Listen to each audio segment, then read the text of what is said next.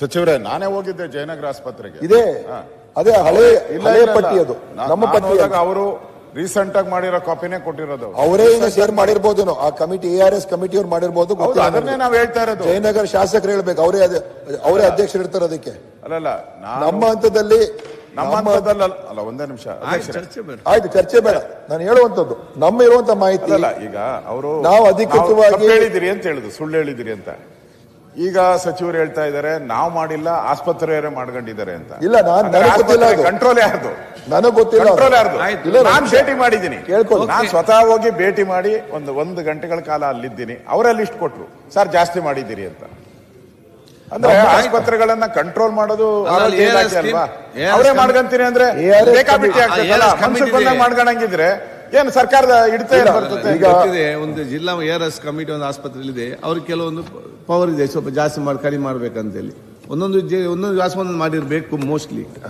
ನನಗೂ ಗೊತ್ತಿದೆ. ನಾನು ಯೂಸರ್ ಚಾರ್ಜ್ ನ ಮಾಡ್ತಾರೆ, ಯೂಸರ್ ಚಾರ್ಜ್ ನ ಸರ್ಕಾರ ಡೈರೆಕ್ಷನ್ ಕೊಡ್ಬೇಕಲ್ಲ. ನೀವು BPL ಅವ್ರಿಗೂ ಜಾಸ್ತಿ ಮಾಡ್ಬಿಡೋದ?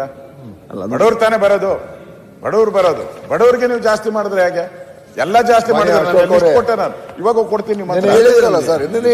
ಇಷ್ಟೇ ಇದೆ ನನ್ನ ಹತ್ರ, ಒಂದು 50 ಲಿಸ್ಟ್ ಇದೆ. ಓಕೆ, ನೋಡಿ, ನಮ್ಮ ಕಡೆಯಿಂದ ಆರೋಗ್ಯ ಇಲಾಖೆಯಿಂದ ಎಲ್ಲೂ ಕೂಡ ಯೂಸರ್ ಚಾರ್ಜಸ್ ಅನ್ನ ರಾಜ್ಯಾದ್ಯಂತ ಪ್ರಾಥಮಿಕ ಕೇಂದ್ರ, ಸಮುದಾಯ ಕೇಂದ್ರ, ತಾಲೂಕಾ ಕೇಂದ್ರ, ಜಿಲ್ಲಾ ಕೇಂದ್ರಗಳಲ್ಲಿ ಮಾಡಿರ್ತಕ್ಕಂಥದ್ದು ನಾವು ಯಾವುದು ಮಾಡಿಲ್ಲ.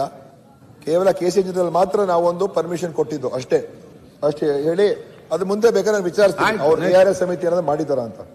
ಆಮೇಲೆ ಅವರು ಅಶ್ವಥ್ ನಾರಾಯಣ ಅವರು ಏನ್ ದುಡ್ಡೇ ಖರ್ಚು ಮಾಡಿಲ್ಲ, ಇವರು 25%, 30% ಅಂತ ಎಲ್ಲ ಬಾರಿ ಜೋರಾಗಿ ಮಾತಾಡಿದ್ರು. ಅವ್ರಿಗೆ ಫ್ಯಾಕ್ಟ್ಸೇ ಗೊತ್ತಿಲ್ಲ ಮಾನ್ಯ ಸಭಾಧ್ಯಕ್ಷರೇ.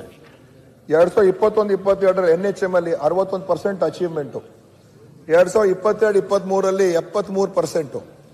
ಕಳೆದ ವರ್ಷ ನಮ್ಮ ಸರ್ಕಾರ ಬಂದ್ಮೇಲೆ 84.57% NHM ಅಡಿಯಲ್ಲಿ ನಾವು ಸಾಧನೆ ಮಾಡಿದ್ದೀವಿ. ಮತ್ತೆ ಅದೇ ರೀತಿಯಾಗಿ ಬೇರೆ ಇದರಲ್ಲೂ ಕೂಡ ನಾವು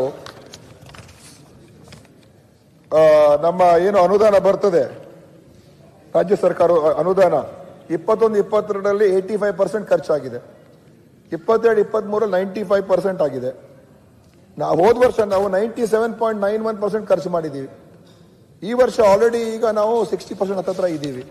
ಸೊ ಸುಮ್ಮನೆ ಅವರು 25% ಖರ್ಚು ಮಾಡಿಬಿಟ್ಟಿದ್ದಾರೆ, ಇವ್ರೇನು ಅನುದಾನನೇ ಖರ್ಚು ಮಾಡ್ತಾ ಇಲ್ಲ ಅಂತ ಸ್ವಲ್ಪ ಅವರು ಸೀನಿಯರ್ ಡೆಪ್ಟಿ ಚೀಫ್ ಮಿನಿಸ್ಟರ್ ತಿಳ್ಕೊಂಡು ಮಾತಾಡ್ಬೇಕು ಅವರು. ಯಾಕಂದ್ರೆ ಬರೀ ಅವರ ಧ್ವನಿ ಜೋರಿದೆ ಅಂತ ಹೇಳಿ ಬೇಕಾಬಿಟ್ಟಿ ಮಾತಾಡ್ತಕ್ಕಂಥದ್ದು ಅದು ಸರಿಯಲ್ಲ. ಅದು ಆಯ್ತು ಕೊಡುವಂತ ಪದ್ಧತಿ ಅಲ್ಲ. ತಾವು ಅದಕ್ಕೆ ಒಂದು ಏನೋ ಹೇಳಬೇಕು. ಈಗ ಸಚಿವರೆಲ್ಲ ಅಂದ್ರೆ ನಾವು ಬೇಕಾಬಿಟ್ಟಿ ಮಾತಾಡ್ತೀವಿ, ಬೇಜವಾಬ್ದಾರಿ ಇದೀವಿ. ಅವ್ರು ಬೇಜವಾಬ್ದಾರಿ ಅಲ್ಲ, ನಿನ್ ಬೇಕಾಬಿಟ್ಟಿನ ಮಾತಾಡೇ ಬಿಟ್ರಲ್ಲ. ಅವರ ವೈಫಲ್ಯವನ್ನು ಮುಚ್ಕೋಲಿಕ್ಕೆ ಈ ರೀತಿ ವಿರೋಧ ಮಾಡೋದು ಸರಿಯಲ್ಲ. ಸರಿ ಬಡಿಸುವ ಮುಂದೆ ಇಲ್ಲ, ಅವ್ರು ಹೇಳ್ತಾ ಇರೋದು ಅವ್ರು ಒಂದೊಂದು ಕೂಡ ತಪ್ಪು ಮಾಹಿತಿಗಳೇ. ಮುಂದೆ ಹೋಗ್ಲಿ. ನಮ್ಮ ಬ್ರೇನ್ ಹೆಲ್ತ್ ಇನಿಷಿಯೇಟಿವ್ ಬಗ್ಗೆ ಮಾತಾಡಿದ್ರು. ಅವ್ರು ಹೇಳಿದ್ರು ಇದರಲ್ಲಿ ಒಬ್ಬ ನ್ಯೂರಾಲಜಿಸ್ಟ್. ಮುಂದೆ ಹೋಗ್ಲಿ, ಬೇಗ ಮುಗಿಸ್ಕೊಡ್ತೀನಿ. ಅಂದ್ರೆ ಕ್ಲಾರಿಫಿಕೇಶನ್ ಹೋಗ್ಬಿಡ್ಲಿ ಅಂತ ಜನರು ಸದಸ್ಯರು ತಿಳ್ಕೊಳ್ಳಿ. ನಮ್ಮ ಬ್ರೇನ್ ಹೆಲ್ತ್ ಇನಿಷಿಯೇಟಿವ್ ಏನೂ ಇಲ್ಲ ಅಂತ ಹೇಳಿದ್ರು.